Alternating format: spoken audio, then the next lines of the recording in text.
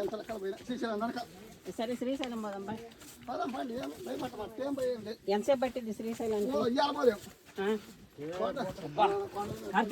ఇది చూడు అసలు ఎలా చాలా బాగుంది. ఇదేదో అంటారు చూడు శ్రీనివాస్. తాపలు తాపలు తాపలు అంటే మెట్లు. దీన్ని ఏమంటారు? చెక్కుడిని ఏదో అంటారు. చిన్న ఇప్పుడు ఇది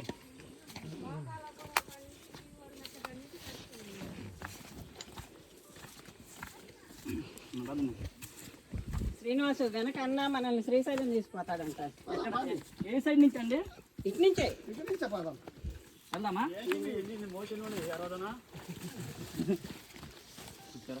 మీరు అక్కడ చేసామన్నా చేసాపోతే ఇక్కడ ఎంత నాకు తెలుసు. సోనకాడి పోదామన్నా అక్కడ పైన ఎక్కడ ఉన్నారు? ఇంకా పైన కొండలు మాకు చూపెడతారా? ఇవాళ పోలేము. ఇట్ట పోలేము. బస్సు పోయి జీప్ వేసుకొని పోయి. ఏ ప్లేస్ లో ఉన్నారు భయానాలు? కొండలలో శ్రీశైలం దగ్గర. పేర్లు చెప్పు చెబుతా. చిన్నట్ల కంచి పోవాలి. కామంచమ్మ గుడి అయితే అక్కడికి మన జీప్ పోయి కామంచమ్మ గుడి కాదు వాళ్ళ జీప్ ఇష్టకామేశ్వర స్వామి చూసేసాం. చూసారా?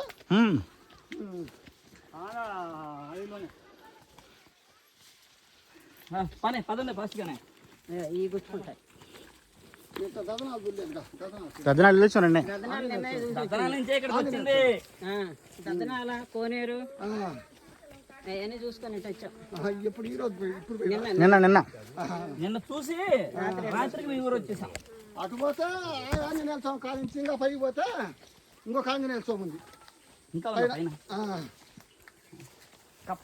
కప్పల చెరువు పైకి వెళ్తే కప్పల చెరువు శోభనాల కొండ గిలకల బావి చుక్కల కొండ శోభనాలు.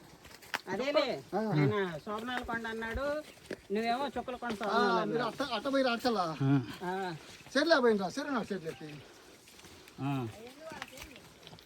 చెట్లే పోతే చుక్కల కొండ శోభనాలు వచ్చేది. అవి మామూలు చేపలు కాదు.